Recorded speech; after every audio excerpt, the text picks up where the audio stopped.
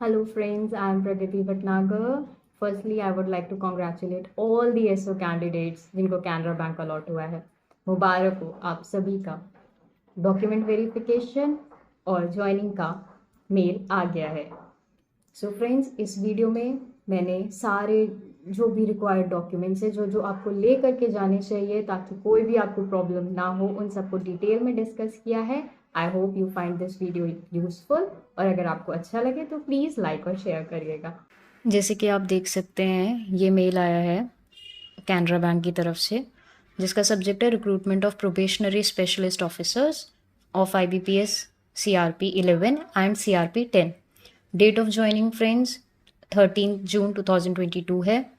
और इसके रिगार्डिंग सारी चीज़ें, इसमें क्या क्या आपको डॉक्यूमेंट्स लेके जाने हैं, मेडिकल रिपोर्ट और सारी चीज़ों के बारे में दिया हुआ है जो कि 1 बाय 1 मैं डिस्कस करूँगी.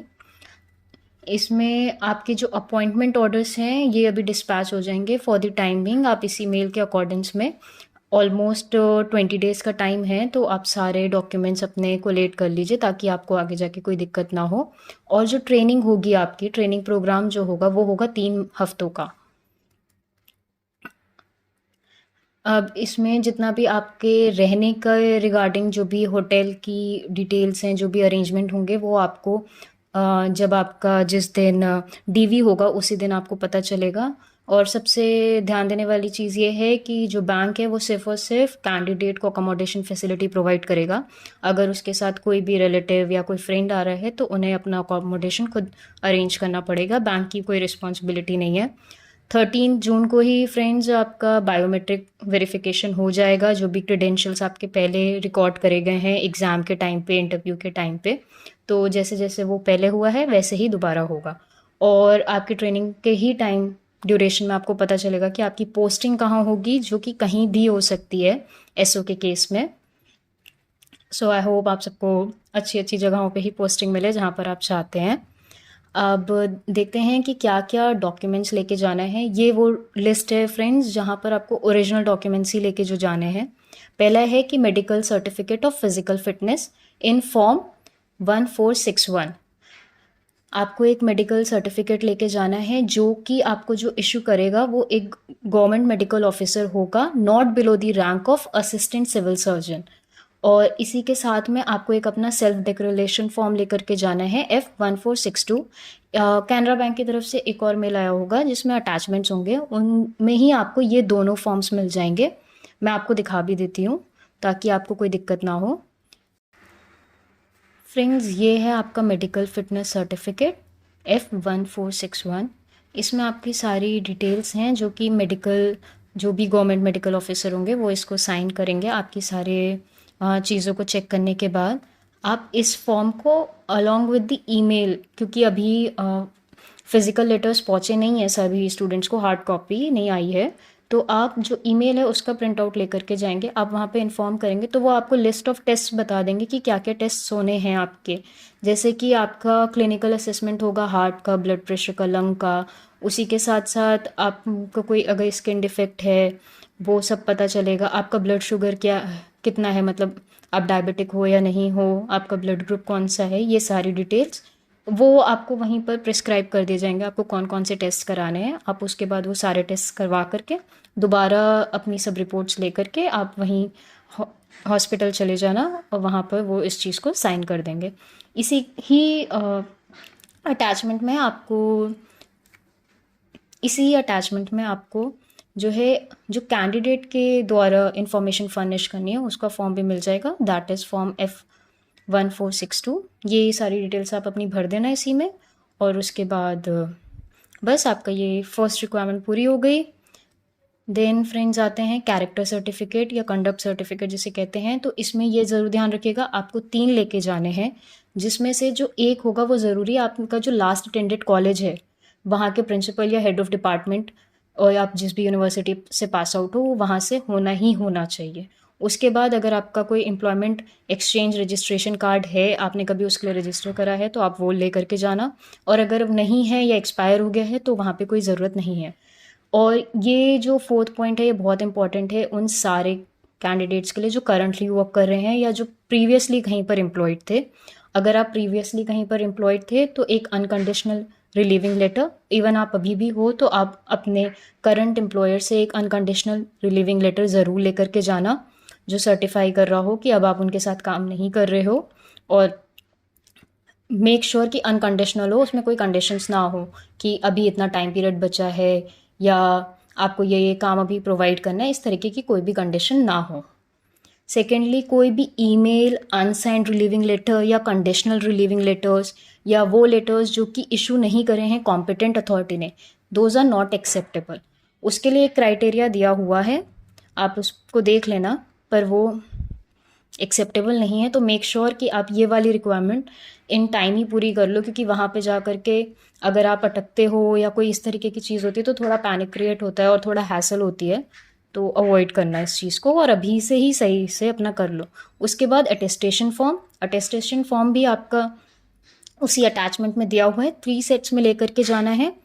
और उसमें अपना जो भी पोस्टल एड्रेस है उसको प्रॉपरली डालना।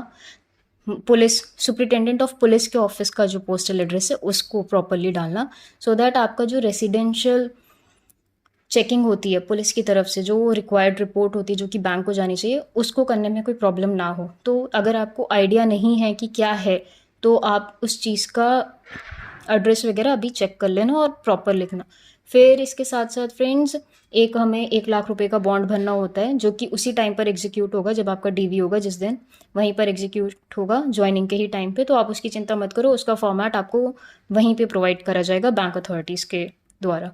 अब इसके अलावा और कौन से डॉक्यूमेंट्स है जो आपको लेके जाने ही ज़रूरी हैं, इन सब की फ़ोटोकॉपीज़ लेकर के जाना, प्लस ओरिजिनल ज़रूर लेके जाना, क्योंकि इंटरव्यू के टाइम पे भी डीवी में कई स्टूडेंट्स के साथ ये दिक्कत हुई थी कि कुछ स्टूडेंट्स अपने ओरिजिनल सर्टिफिकेट्स लाना भूल गए थे, दो they have the photocopy but original नहीं था, जिसमें है आपके 10th की मार्कशीट होनी बहुत ज़रूरी है, जो कि आपका डेट ऑफ बर्थ सर्टिफाई करे। फिर उसके बाद आपकी सारी मार्कशीट्स 10th ऑनवर्ड्स जितनी है, 10th की, 12th की, फिर आपके ग्रेजुएशन की, अगर आपने पोस्ट ग्रेजुएशन करी है तो वो, या आपने कोई और डिप्लोमा कर रखा है तो वो। एंड मोस्ट इंपॉर्टेंटली, जो भी स्टूडेंट जिनके 10th या 12th या एज अ सब्जेक्ट उनके पास कंप्यूटर्स नहीं थी पर उन्होंने कोई सर्टिफिकेशन ले रखा है या कोई डिप्लोमा कर रखा है, तो आप अपना वो कंप्यूटर्स का सर्टिफिकेट ज़रूर लेकर के जाना। फिर प्रोविजनल डिग्री या फिर डिग्री सर्टिफिकेट जो आपको कॉलेज से इशू हुआ हो, यूनिवर्सिटी से इशू हो। उसके बाद जो भी वैसे जो भी स्टूडेंट्स हैं जिन्होंने कास्ट सर्टिफिकेट के बेसिस पे SC ST कैटेगरी से बिलोंग कर रहे हैं या अदर बैकवर्ड कैटेगरी से बिलोंग कर रहे हैं, वो मेक श्योर कि उनके पास प्रॉपरली हो और वैलिड हो इस टाइम पे। उसके बाद 5th पॉइंट में ये लिखा हुआ है कि OBC के कैंडिडेट्स के केस में it should not be older than 1 year age on date of joining. तो इन केस अगर आपका उस एक्सपायर हो रही है ये डेट, तो आप उसके लिए रिन्यूअल की एप्लीकेशन दे दो, और इतने टाइम में है अभी टाइम, तो गवर्नमेंट आपका जो है रिन्यू कर देती है।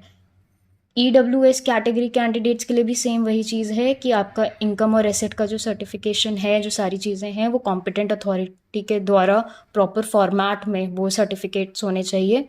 और मुझे ध्यान है इंटरव्यू के टाइम पे DV के वक्त भी यही दिक्कत आई थी कि स्टूडेंट्स का 1-1, 2-2 दिन से एक्सपायर हो गया था, उन्होंने ध्यान नहीं दिया था। तो यहाँ पर आप ध्यान देना कि आपका EWS कैटेगरी का भी जो सर्टिफिकेट है उसकी वैलिडिटी लास्ट डेट क्या है। उसके बाद medical certificate from competent authority for the persons with disabilities आप अपना लेके जाना। अगर आपके पास PRAN नंबर है तो आप वो ज़रूर लेके जाना और उसकी सेल्फ अटेस्टेड कॉपी लेके जाना। उसके बाद पैन कार्ड और आधार कार्ड मैंडेटरी है, इनको रख लेना, ज़रूर से रख लेना, फ़ोटोकॉपी भी रख लेना। और 5 एडिशनल पासपोर्ट साइज़ फ़ोटोग्राफ्स, तो ये एक्स्ट्रा ही लेके चले जाना। 5 लिखें तो 5 मत लेके जाना, थोड़ी ज़्यादा ले जाना, काम ही आ जाएगी, ये रख लेना। एंड मेक श्योर भले 1-2 सेट एक्स्ट्रा फ़ोटोकॉपी करा रहे हो, कोई दिक्कत नहीं है, एक्स्ट्रा फ़ोटोकॉपी करा के लेके चले जाओ, वहाँ पर कराने को पड़ेगा तो प्रॉब्लम होती है। इसलिए फ्रेंड्स, मेक श्योर कि आप सारे डॉक्यूमेंट्स प्रॉपरली लेकर के जाओ, उनकी फ़ोटोकॉपी लेके जाओ। और जितना भी मैंने बाद में डिस्कस करा कि आपको 10th की मार्कशीट और 10th ऑनवर्ड्स जो भी डॉक्यूमेंट्स लेके जाने, मेक श्योर कि वो किसी गजेटेड ऑफिसर से साइंड हो। ये बहुत मैंडेटरी रिक्वायरमेंट है कि वो सारे के सारे डॉक्यूमेंट्स गजेटेड ऑफिसर से साइंड होने चाहिए, तो आप इस बात का ज़रूर ध्यान दीजिएगा। उसके बाद जितना भी है वो कोविड रिलेटेड गाइडलाइंस हैं, ये सारा कुछ कि आप मास्क पहन करके आओ, सोशल डिस्टेंसिंग फ़ॉलो करो, आरोग्य सेतु ऐप अपनी यूज़ करो, ये सारी चीज़ें। तो बस जितने भी कैंडिडेट्स को ये लेटर्स आ गए हैं, बेस्ट ऑफ लक, अच्छे से एंजॉय करना, अच्छे से अपने सारे डॉक्यूमेंट्स पूरे कर लेना एंड मेक श्योर कि आपकी जिस भी दिन की ज्वाइनिंग हो और जो भी टाइम लिखा हुआ है, जैसे कि इस लेटर में 9 AM पे आपको 13 जून 2022 को पहुंचना है, तो आप प्लीज़ इसी टाइम पे ही पहुंच जाना। और फ्रेंड्स, स्पेशली मैं एक चीज़ बोलना चाहूँगी, लॉ ऑफिसर के कैंडिडेट्स जो भी हैं, मेक श्योर कि आपका बार काउंसिल का एनरोलमेंट सर्टिफिकेट आपके साथ हो, उसकी भी वैलिडिटी देख लेना। इन केस आपके बार काउंसिल का सर्टिफिकेट एक्सपायर हो रहा हो और अगर आपने AIB का एग्ज़ाम दे रखा है तो आप उसका रिज़ल्ट लेके चले जाना, और अदरवाइज़ अगर नहीं तो आप रिन्यूअल की एप्लीकेशन दे देना, क्योंकि ये भी मैंने इंटरव्यू के DV के टाइम पे देखा था, स्टूडेंट्स को काफ़ी इश्यूज़ हुए थे। सो फ्रेंड्स, आई होप आपको ये वीडियो हेल्पफुल लगी हो, और आपका कोई भी डाउट या क्वेरी है तो आप मुझे कमेंट बॉक्स में लिख करके बताइएगा। And lastly, all the best आप सभी को, आपका DV और आपकी ट्रेनिंग बहुत अच्छे से जाए। Thank you.